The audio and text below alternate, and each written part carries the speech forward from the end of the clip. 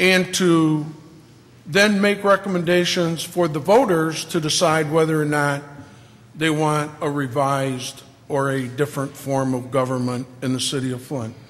But more importantly than that, your charge, or my understanding your charge, was to look at how government is working in Flint, what's not working, which are causing the city of Flint not once but twice to go into serious financial problems.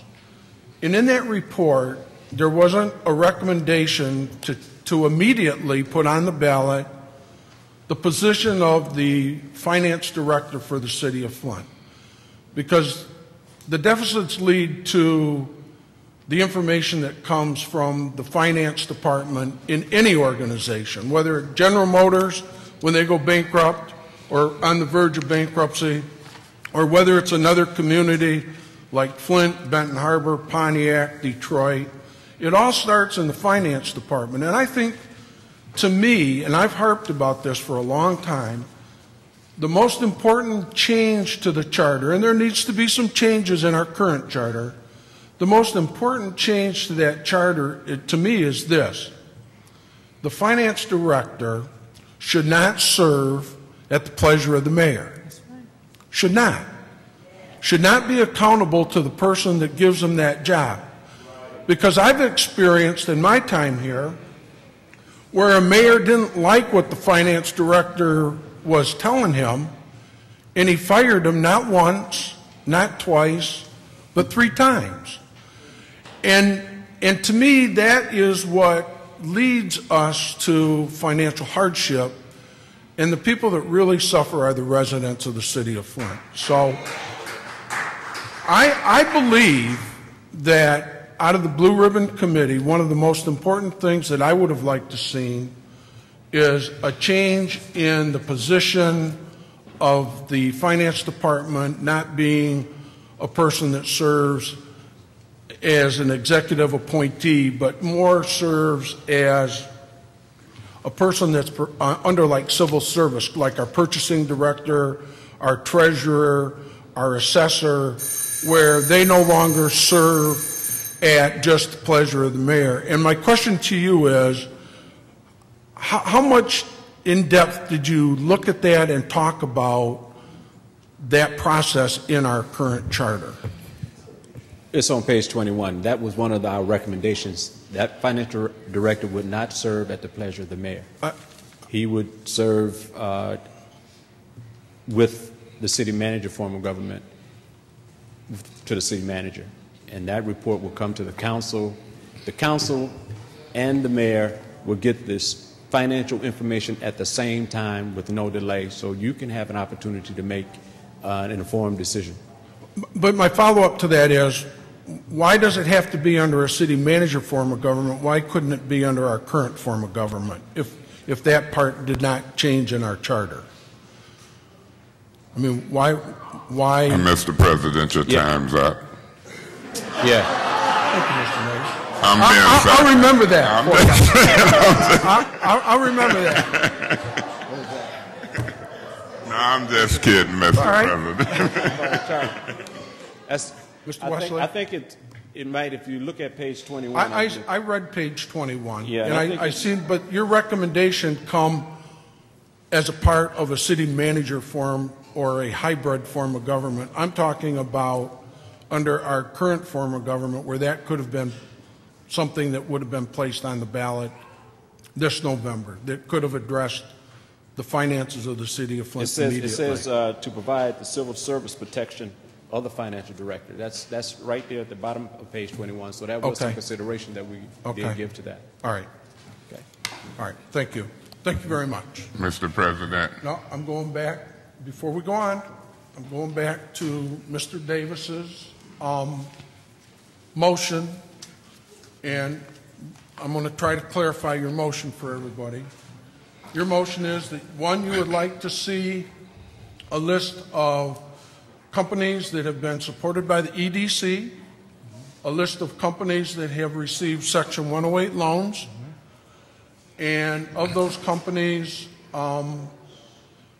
have any of them been harassed or investigated by the city of Flint. By the city of Flint. And Is that for correct? For Genesee County and the city of Flint for the last 10 years. Well, we can't go outside of the city of Flint boundaries, so we're only talking, I'm only concerned about things inside the city of Flint. But companies in Genesee County has got Section 108. And Not Flint from us. community- Okay. Not from us. Not We even- only give Section 108 loans to companies inside the city of Flint. Okay. Now, they may have other businesses outside the city of Flint, but we would only give them for businesses that are located inside the city of Flint under our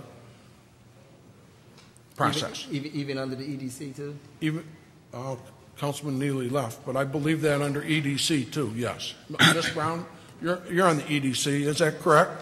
They have to be within the boundaries of the city of Flint, correct?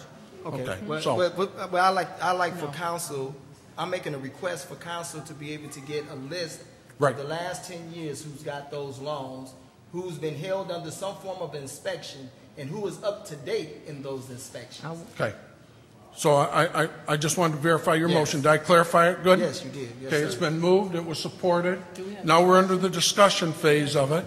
I'm sorry? Yeah, we're going to discuss. Yeah, we're going to discuss it. Yep, and I'm going to start. Can we start on this? I'll start over here this time. I can appreciate that, Mr. President. Councilperson Galloway. Thank you. I would like to speak on a piece of the rock. I am the 7th Ward City Council person. I appreciate Councilman Davis's passion, because I did come before this council in January of 2013 asking the city council for some sort of support on some of the inappropriate signs on Dort Highway. So I am pleased that there was a movement towards some of those, but it was unfortunate to me that it took such a blatant disrespect of lewd and lasciviousness on a sign for us to recognize that that is what's being seen on that sign every day. But as it relates to the Piece of the Rock organization, Mr. White sat before the residents in the 7th Ward at the Brennan Center, and he adamantly shared with the residents that he would operate his business according to everything that needed to be done. At that point, there was only an application, which meant that they had not even received approval that their application to become a for-hire center wasn't even approved. So all of the signatures had not even been acquired yet for this organization to even be started with any events whatsoever. In that was on a Thursday evening at 6 o'clock.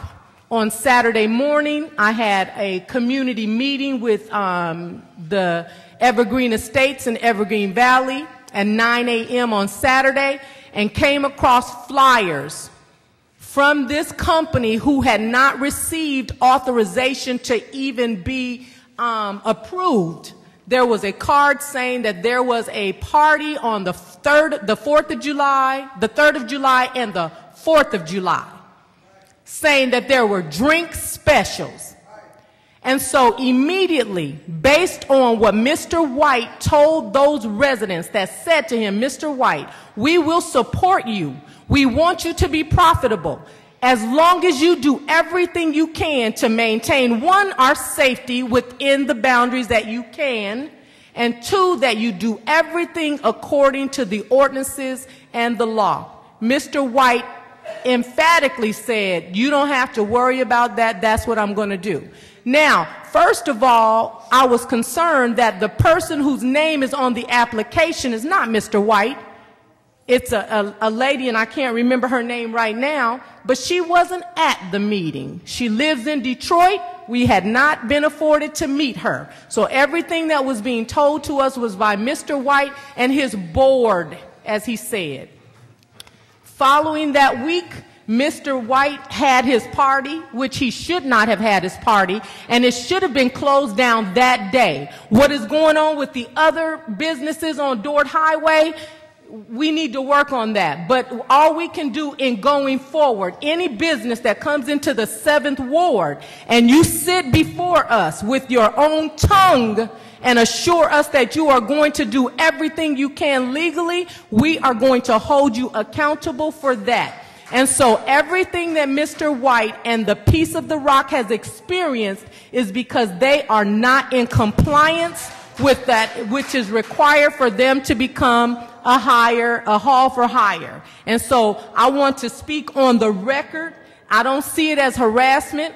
I see it as, and if you pull everything and find that some of those businesses on Dort Highway are not doing what they're supposed to do, I wouldn't be surprised. But that doesn't mean that under my rulership under the 7th Ward that we're going to continue to blink one eye and act as if we don't see it. And I've talked to Mr. White at that meeting, and the residents over in that community shared with him. Many of them have experienced home invasion. They are an elderly group of people, and they are concerned about their safety. When you have a party, you cannot ensure that things are going to be orderly, but all they were saying is, Mr. White, we want to make sure that things are done in order. And they were not done, and that is why Mr. White is receiving notifications from the city attorney, notification from the fire chief, and notification from the police chief.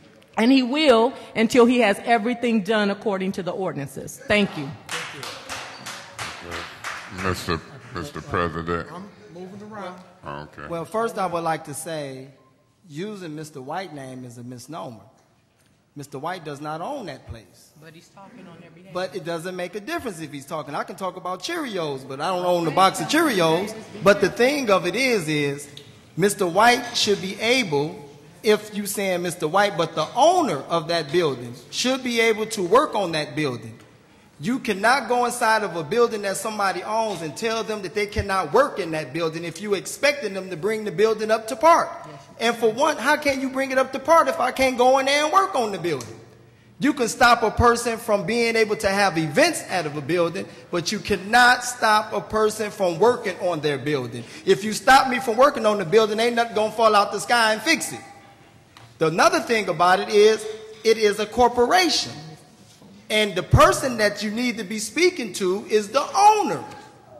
Keep using Mr. White's name. That is inappropriate and it's a misnomer because he's not the owner. The point I'm getting to is if there are businesses, which is sexually explicit buildings that's on Dort Highway, sexually explicit buildings that's up and down Center Road, these buildings has not been contested.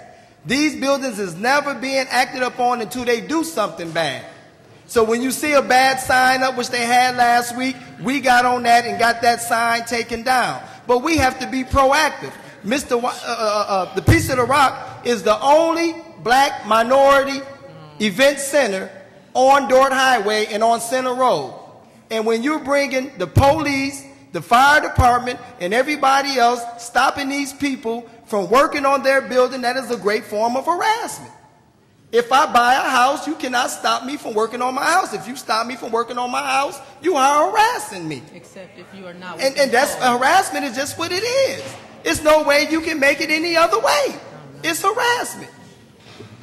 But the sad me is that the black people in that community, the African Americans, the minorities in that community, never goes at any other ethnic group who owns buildings and communities over there. It's not. Well, but it's not on the record. It's not on the record that they've done that. Order. It took me in the 5th Ward to speak about getting that lose sign off of the thing. That should have been the first thing. That sign was up for almost a week. That sign was supposed to have been taken down. If my grandkids riding down Dort Highway and my grandkids got to look out that back window and ask me a question that I really wouldn't like to answer, why is this man with his face inside this woman's crotch? Why is that, Daddy? I don't want to answer that question. And that sign was up for a whole week. But the Piece of the Rock that's owned by somebody else in the city of Detroit puts up a building and start working on it, they attacked immediately. Immediately. We have to stop imposing on people that's trying to bring income and property taxes to this city. If we're talking about economic and development, we have to stop that. Now, if there's certain rules and regulations, that's okay. We can exercise those rules and regulations, but when you stop a person from working on their building and you cite them and tell them that they cannot go back in there, when the inspector said that they can go in there, that's harassment. When they start shooting over there, you're going to stick up for them? That's stereotype. That's stereotype. You have to be careful what you say. That's stereotype. Why? Because they're black? They're going to shoot? You're saying that we're fighting them. Mr. But President. because they're black, that's not proven. No, I'm gonna finish. There's no proving at this event center that people would carry guns. There's no proving. The reason they carry guns in the strip clubs. They do. So what would make that different from an event center? Event center to me is a euphemism. It sounds better for somebody to say, do you want to go to an event center, than saying, do you want to go to a strip joint? No, I don't want to go to no strip place. Point of order, Mr. President. Are we discussing the motion request for information, or are we? Yes, I am. Yes, Okay. I am. Please, don't cut me off. Please don't. Because I'm speaking an issue that I'm very emotional about. Because when there's African Americans that's trying to bring income and property taxes to this city, which is council supposed to support, because this is what makes our city move afloat, then we should support that. Now, if there's rules and regulations need to be exercised, then exercise it. But do not stop a person from working on their building. It's harassment. Thank you. Councilman Freeman? I don't know what we're debating here tonight, so I've got nothing to say. No, you don't know because it's keeping it away from you. They're keeping it away from you. Order. Mr. President, Councilperson Poplar. I have a question. We have a motion on the floor. Right. Should the motion not be a referral? It's a motion. The motion is for us to support getting the information. So getting the information for how many Piece of the Rock or all of the businesses? No, all of the businesses, not just the Piece of the Rock. How many companies have received 108 loans inside the city of Flint in the last 10 years? How many of those companies were supported by the EDC? And how many of those companies were cited for violations or non-payment and those kind of things? Well, you know what? I'm going to support you getting this information, because if you get this information that I requested back in 2005, 6, 7, 8, 9, and 10, I guarantee you that you'll reach the sun before you get this information. I understand. This is his motion. But I'm going to support it because I want to see it actually happen. Because, Mr. Davis, I've been trying to get information like that since 2005. And one happens to be the pizza joint at the corner of Corona Road and Court Street. They'll be a part of it. And Mr. Davis, ain't got it yet. So if you get it, believe me, I'm going to be here sitting to see it. Because it ain't going to happen. Okay. Okay, Mr. Mays, before we vote.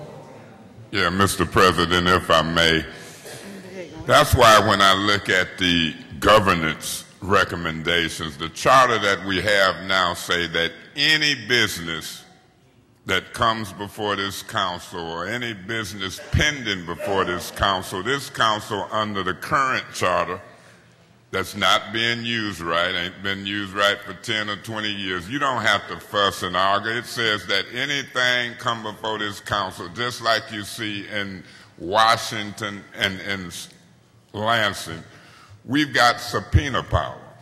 We've got power to subpoena information and people before us. And when we operate properly, if we don't do it out on the floor, because we fixing to move forward in a minute, y'all done put slips in, then we refer it to what's called committee meeting. And we put it on the agenda in committee meeting.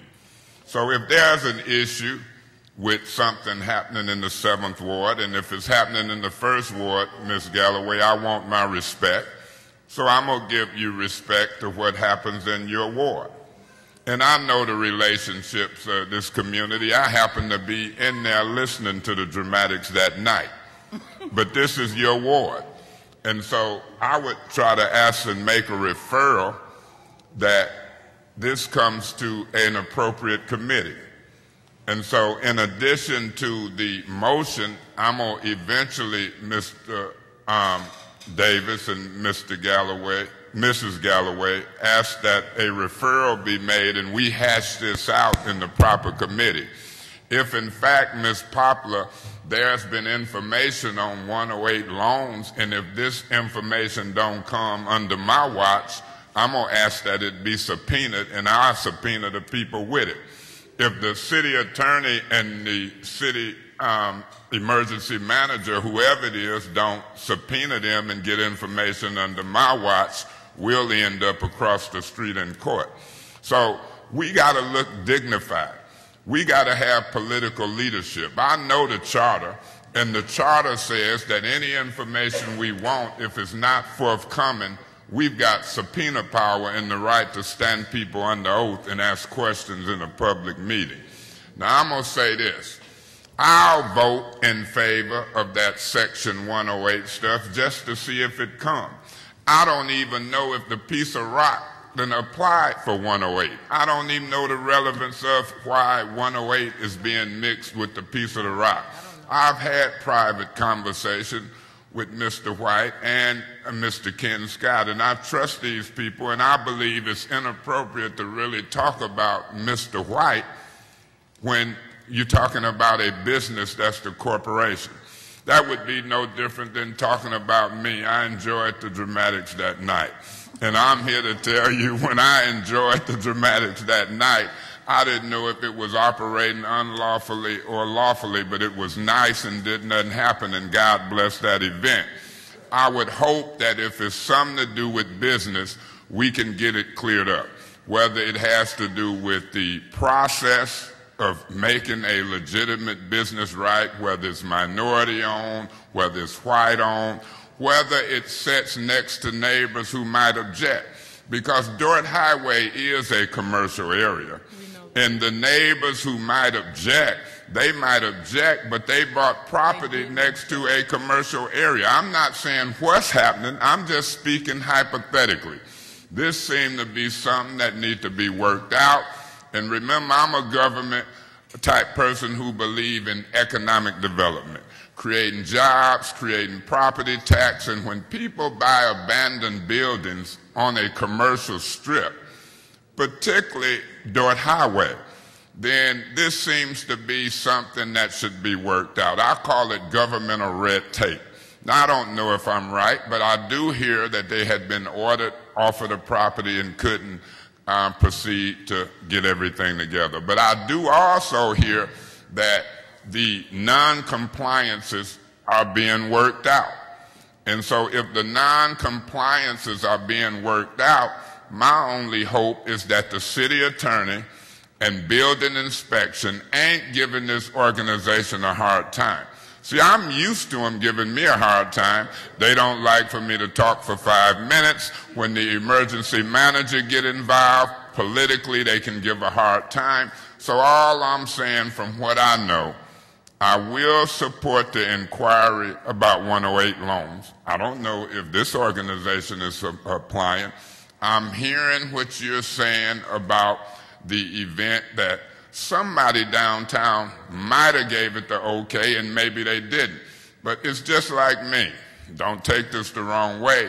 But if people say something I did wrong, then on that night, if didn't nobody go and cite them, if it was no enforcement that night, let's quit worrying about what didn't happen.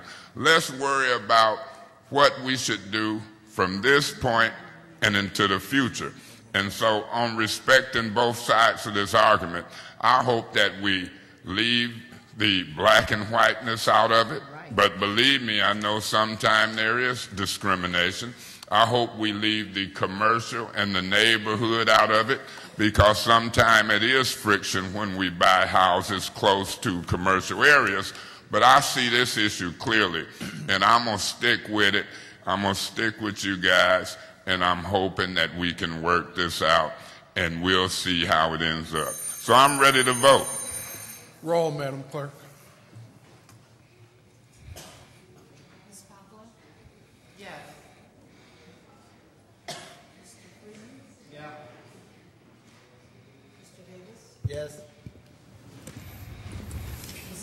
Yes. Yes. Yes. Yes. All right, thank you. That gets us to, yeah, I'm sorry, Madam Clerk. It's 7 yes, 0 no. Okay. Are there any petitions or any other petitions or unofficial communications, Madam Clerk? No, Mr. President. Are there any other communications from city officials, Madam Clerk? Okay, that brings us to Mr. President, just Mr. Mays. under the, We're at council committee reports. no, I was wondering before you left, you was asking the clerk, was there any petitions or communications? Do we send a letter to the emergency manager asking for a date for the special meeting? I didn't want to leave off of that special meeting that we voted. I want to hear how you think we should go about getting that At the date. end of the meeting, when we have our council discussion, Yeah. we'll talk about that. Okay, thank you. Okay. All right, this is the time for council committee reports. Public safety, Councilperson Van Buren.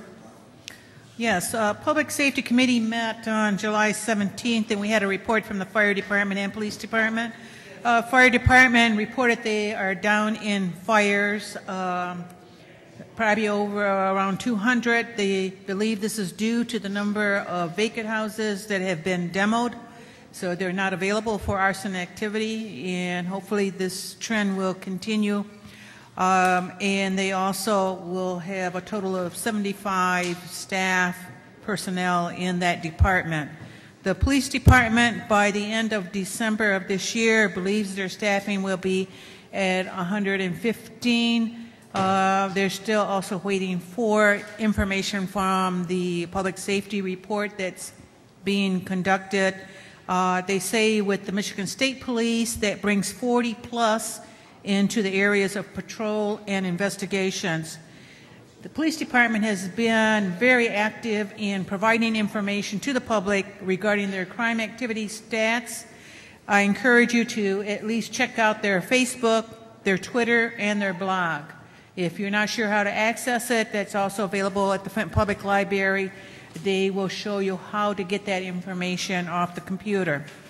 The chief also has put together what he's referring to as a 200 sector, which is the highest call for service and has a higher number of activities. There's a special assignment that is being conducted as to how the officers will handle that area, since if we can get a handle on that area, hopefully it will reduce some of the crime activity and also get some of the main culprits that are responsible for this activity off the street. There will be a citizens radio patrol. Hopefully it will be implemented by August, that they can use during special events, and it will involve the community members using radios and special training and how they will be communicating with the police department to report activities.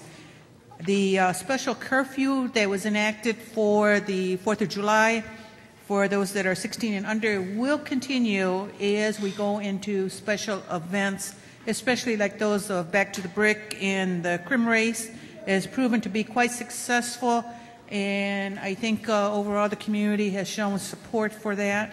Our next Public Safety Committee meeting is scheduled for August 21st at 5:30 or 4:30, I'm sorry, and it is open to the public. Thank you. Thank you. Finance and Administration, Councilman Freeman. Nothing new at this time. Okay. Legislative, Councilman Neely's not here. Councilman Mayslave, did he? All right, I'll give the report. We've been discussing a number of ordinances to bring before the City Council. There's been the one on marijuana, where the facilities could locate to distribute and sell marijuana. There are two companion ordinances that go together. One is the ordinance that will address the regulation and how we're going to regulate them along with state law, and the other one is the planning and zoning. And both those ordinances will be before the city council, but they have to come together, and the one on zoning is going before the planning commission, and we will be having both of those ordinances on our agenda in August. Councilman Neely, I'm talking about the marijuana one, and then any other thing you'd like to report on the legislative committee other than the marijuana ordinance and the one with the planning and zoning, or the zoning and the regulation? No, I do apologize for stepping away.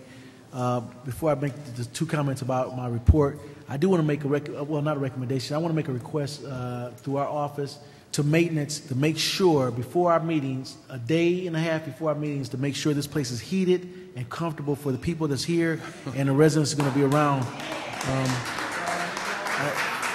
This is the third consecutive meeting that we've had in here where the temperature was not conducive to comfort for residents. So Liz, please let Darnell know that this is not comfortable, since you have to experience as well.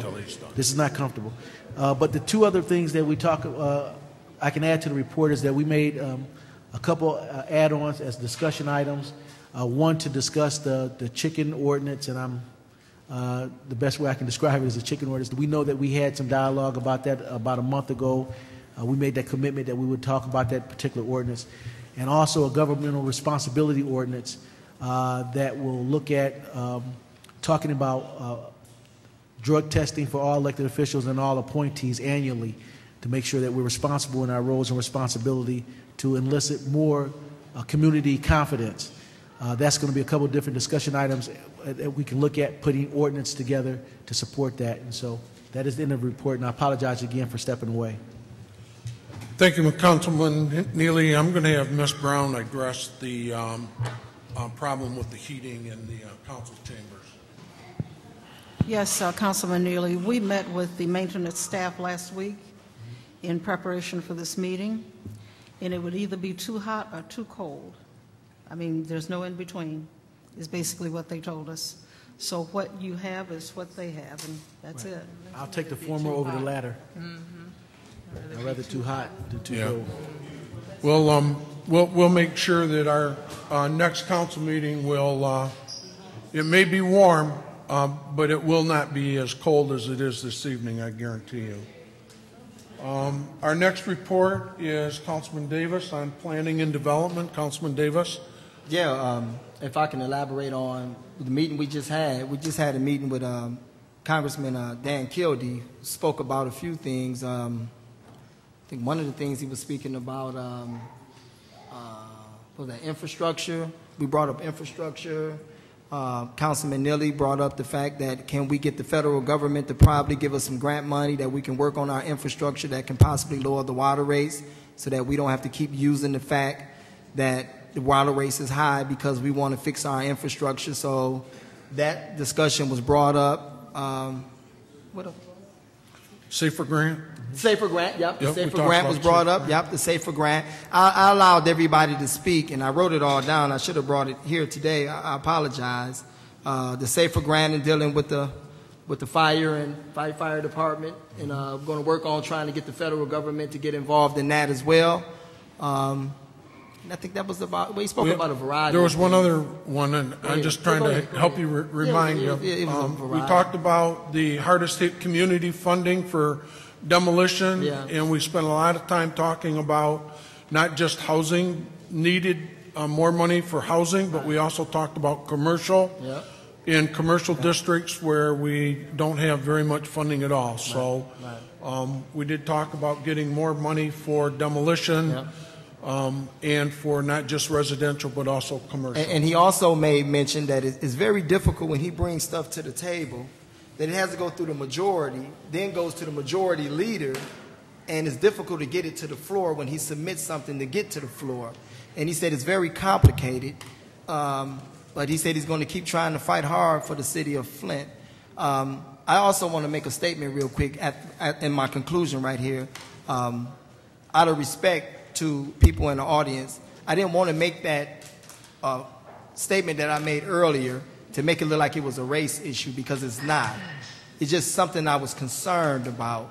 So I do want to make that be known for the record, that it's never about a race issue when you're serving a multitude of people. It's about a human issue. And I am a representative to represent all ethnic groups, and I make sure that all ethnic groups are treated with respect and dignity. So I want to put that out there first. And I also want to make one more statement too, my president. Is it possible that we can try to get that information by our next meeting? Yeah, we're going to have that information that we requested for by our next meeting? It's going to go to the emergency manager tomorrow. Okay. So. Okay. All right. But yep. So I wanted to make that statement to you guys. Thank you. All right. Thank you. And our last committee report is on our Public Works Committee. Councilwoman Poplar. Jackie. Thank you, Mr. President. Public Works was held July the 15th, and discussion items. The first one, we discussed snow plowing plan, and they are making sure that they have good information from the engineers. They have an upcoming meeting with the Fleet Department, which would give us the amount of fleets and the upgrades on the fleets.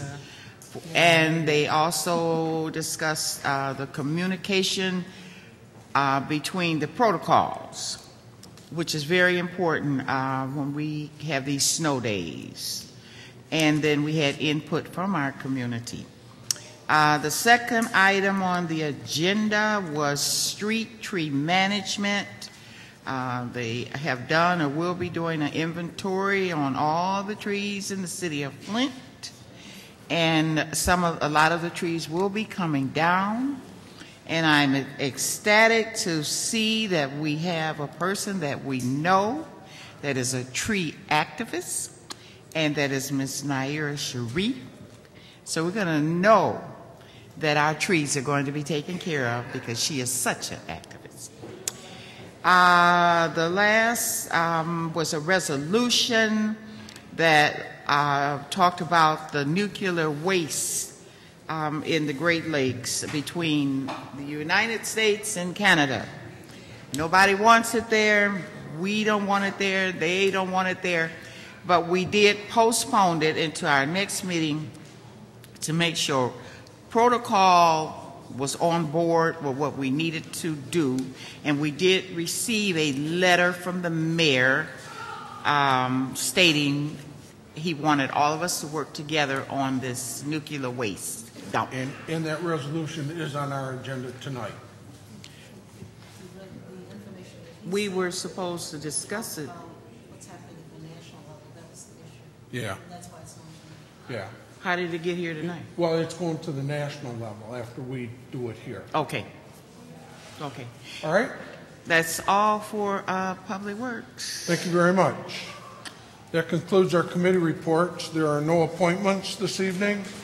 There have been a couple of referrals, and I'm going to follow up. We have some vacancies on some boards and commissions. I'm going to talk to the emergency manager, see if I can't get him to look at those and get with the council people that have those vacancies and get those appointments done. So I'll do that. There are no licenses, no bonds. We do have a resolution 140405. Madam Clerk. I think it's important for the record to indicate that in the committee meeting last week in Public Works, the issue of protocol, the issue of what's happening at the national level with respect to the nuclear waste repository was addressed in terms of what's happening at the national level as it relates to what's happening in the Senate as well as the House of Representatives. In response to our request for information at that level, the mayor did forward to us information regarding the actions of Senator Levin as well as Senator Stabenow and others in Congress. And that's attached to your agenda for today. And I believe you all have had a chance to review it. Okay, thank you. So we've discussed this resolution in committee, and it was voted on in committee to be here this evening. So is there a motion on resolution 140405? Mr. President, I make a motion that we move. Support. It's been moved and supported. Now to discussion. Councilman Mays? Yeah, Mr. President, this resolution, if I'm not mistaken, it came at recommendation from the mayor. I wonder if it's not too late for me to hear what the mayor's position is. I got the attachments, and it might not be in order for him to discuss it with us under our discussion, because I'm a stickler for that. But if we tabled it, it did, because, you know, I know what the discussion was in committee, but I see a letter from U.S. Carl Levin and Debbie Stabenow asking U.S. Secretary of State John Kerry to intervene to stop the Caradine nuclear waste respiratory. And so this resolution would kind of piggyback on that. Is that correct? If Mr. Mayor, if you made a presentation to the committee, Councilperson's Poplar's committee on this resolution. We talked extensively about it. Do you want to make a brief statement prior? It's been moved and supported, just how important that this resolution is for our community. Okay, well thank you, Council President, and I think we all recognize that our water source, whether it's the Detroit plant or our river, or in the future the Caradine water pipeline, is all affected by the water quality in the Great Lakes.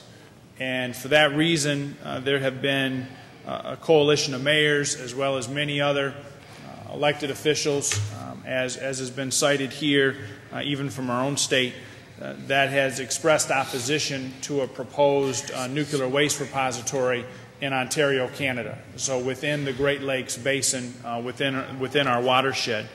So I've been participating for approximately the past year in something called the Great Lakes and St. Lawrence Cities Initiative. We have over 100 mayors from our states as well as the surrounding Canadian provinces, and that policy staff has been working on this issue. That coalition has, at their annual meeting, adopted a resolution in opposition to the repository. So at that point, I believed it was important for us to have some discussion at the local level. So I thank the committee chairwoman for allowing it to be on that agenda. It's not your traditional public works resolution, but it does could affect our water source long term. So it's customary for a lot of city councils to take positions on policy issues, whether they be at the state or federal, or in this case, even an international level, so that we're clearly on the record, in this case, proposing to be clear that we don't want nuclear waste dumped within the Great Lakes Basin, given that we're depending on that for many years to come for our community's water supply. So that was the intention of the resolution. Thank you, Mr. Mayor. Okay, thank you, Mr. President. And under that type of discussion and putting it on the record and believing everything is true, I have no further discussion, but that's just me. I'm ready. Okay. Anyone else? Discussion on this resolution? Roll, Madam Clerk. Mr. Freeman? Yes. Mr. Davis is absent. Mr. Neely? Yes. Ms. Galloway? Yes. Ms. Van Buren? Yes. Mr. Kincaid? Yes. Mr. Mays? Yes. Ms. Poplar? Yes. The vote is 7 yes, 0 no. Mr. President, do anybody know how to cut the air down? A few people say it's cold in here. We talked about that just a minute ago, so no, it's cold. All right. We'll make it. Okay, there's no liquor licenses or no ordinances this evening. This is a time set aside for members of the audience to address the city council.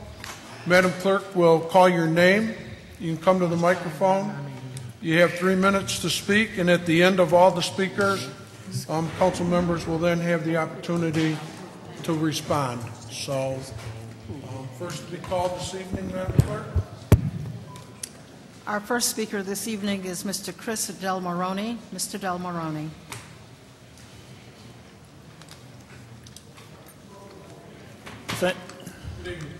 Good evening. Thank you. My name is Chris Del Moroni, and I live in Flint, Michigan.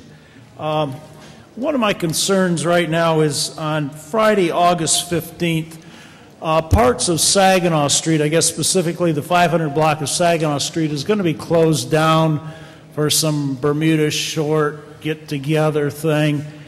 And that is the same weekend that Back to the Bricks is being held in our community. And as you know, Back to the Bricks has been here for 10, I think it's its 11th year this year. The Friday event, which was a close a street down and people would park their cars for the cruise, is being done away with, and they're going to have a rolling cruise on that evening. But now with this Bermuda Short thing going on, they're going to be closing down Saginaw Street, which will interfere with that rolling cruise between here and Grand Blanc, going through Burton and other communities. And it just seems to be the wrong thing to be doing.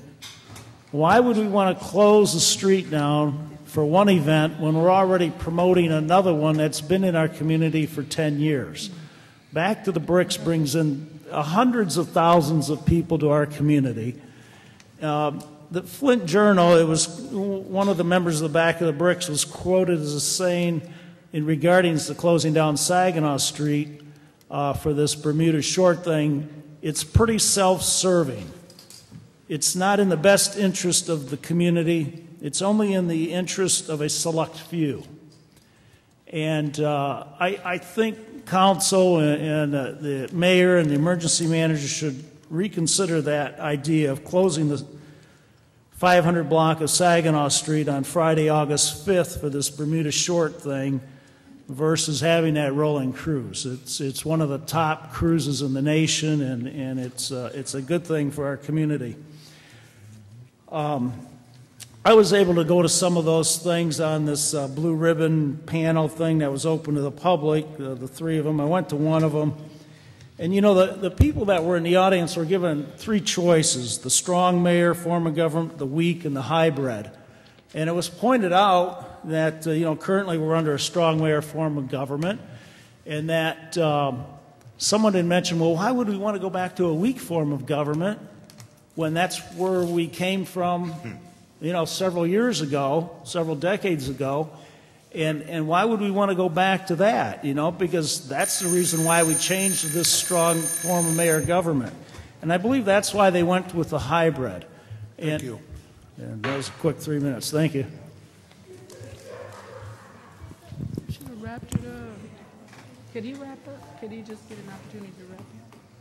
The next speaker is Mrs. Teresa Delaney. Mrs. Delaney.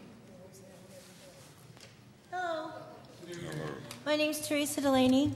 I'm new to Flint. I was taking care of my mom. I apologize for not being used to this kind of thing. I've never really got involved until I heard. Let me explain. I took care of my mom for 10 years. She had Alzheimer's dementia, and she passed away from me. And so this is why I have not been involved here. I heard about the $58,000 in raises that was given between the mayor and the council members. And thank you for all that you do. I know that you must really love your community for all the things that you try to accomplish. We are in such dire straits, and it just kind of touched my heart that so much was given out when there is so much need in our community. With the schools being, they're losing all their programs, and the old people now with I'm sorry. It's okay. With the elevated water bill, $58 for a base rate every month? Really? Wow, I never heard of anything like that. How are we going to do this? How are we going to help our elderly? How are we going to help our families, our less fortunate ones? How are we going to do this? What are we going to do? What is our plan? I appreciate your time and your consideration in this matter. Thank you. Thank you.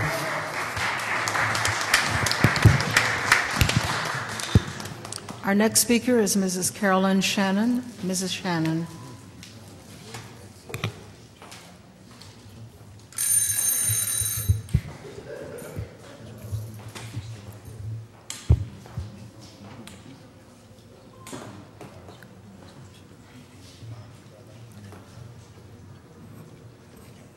My name is Carolyn Shannon. I live in the 7th Ward.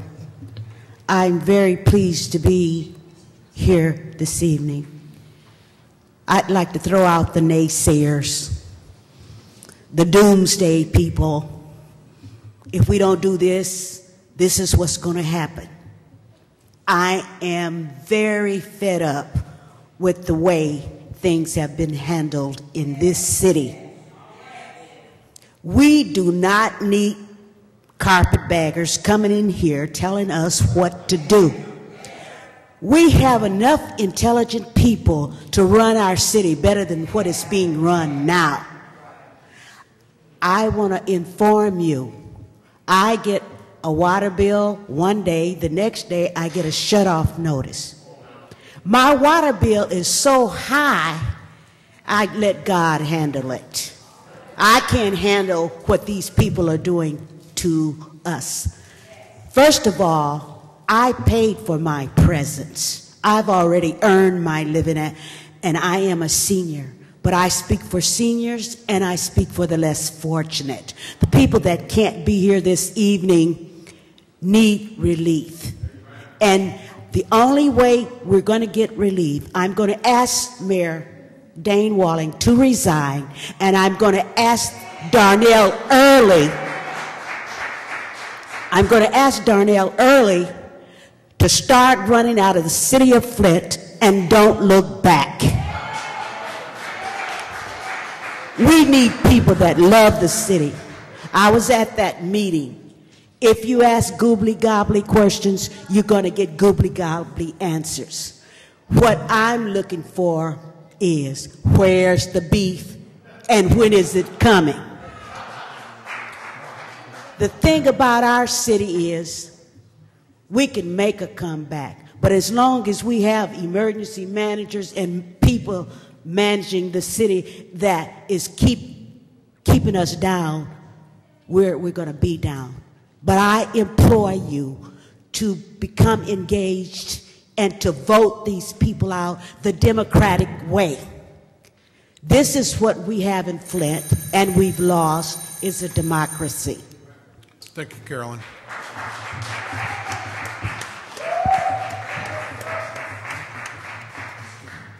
Our next speaker is Ms. Naira Sharif. Ms. Sharif.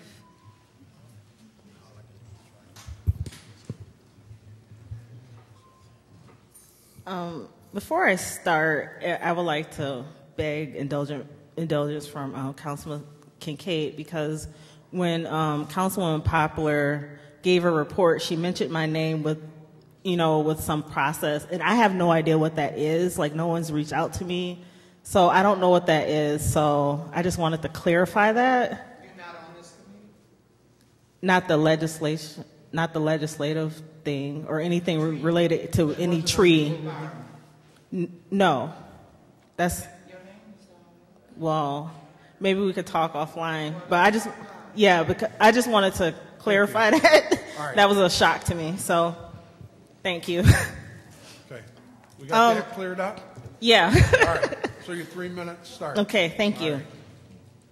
I really wanted to focus the majority of my comments to this blue ribbon committee.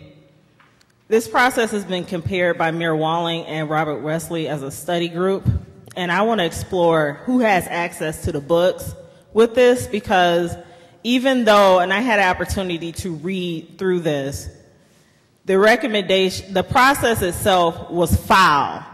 This was on the emergency manager's platform since day one. And when we talk about accountability and transparency, you need to start with the process.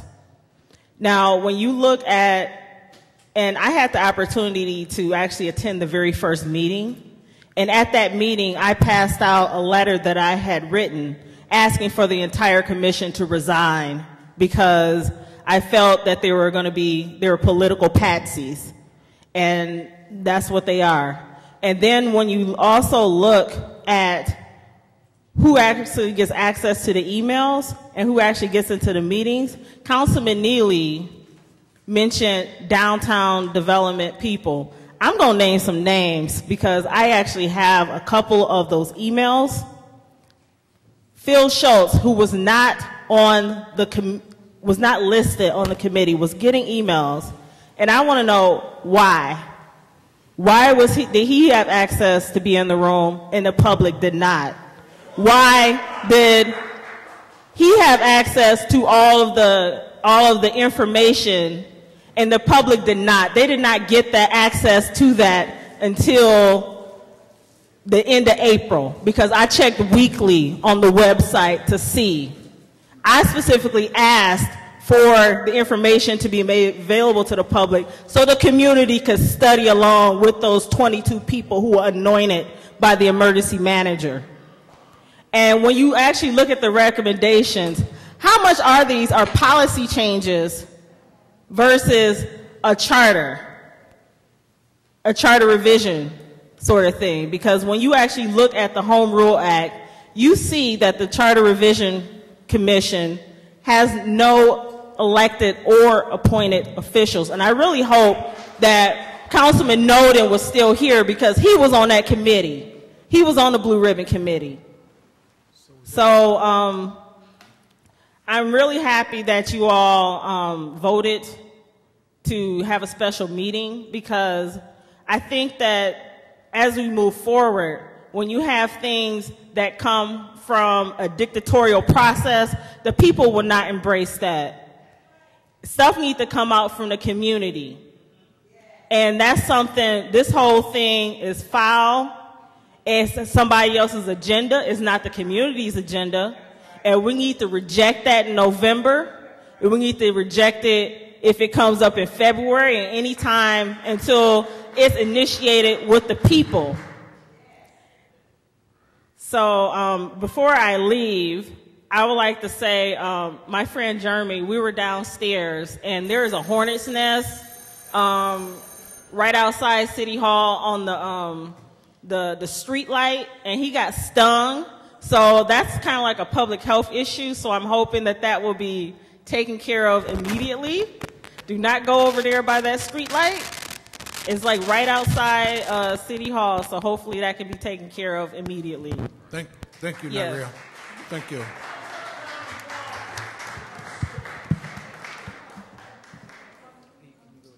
Next speaker is Mr. R.L. Mitchell. Mr. Mitchell? Mr. R.L. Mitchell. I live in Flint. About the blue ribbon situation, to city clerk, to Peter Bay, asked him a question about the strong mayor. 2012, I believe the mayor signed up to be a strong man in the city of Flint. He can veto anybody in. Is it affected for this day and time now? The city attorney. Or did you, Peter? He's not going to respond, Earl. You got 3 minutes. So. Okay. About the 346. The 346. The People's Choice.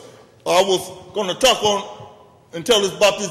I saw this protest over to this about this animal stuff, and they be doing people's worse than this animal stuff. These so-called premeditated cops. like in Detroit. Dude said he gonna kill the woman dog before he got there, and then now they got the stuff in Flint. You got some police like this, these bounty hunters across the street. You call them sheriffs over there, doing all that stuff on the.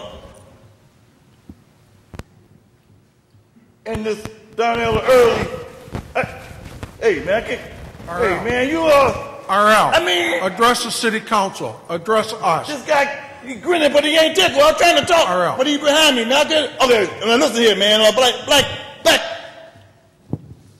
The mayor had the right to fire Darn early because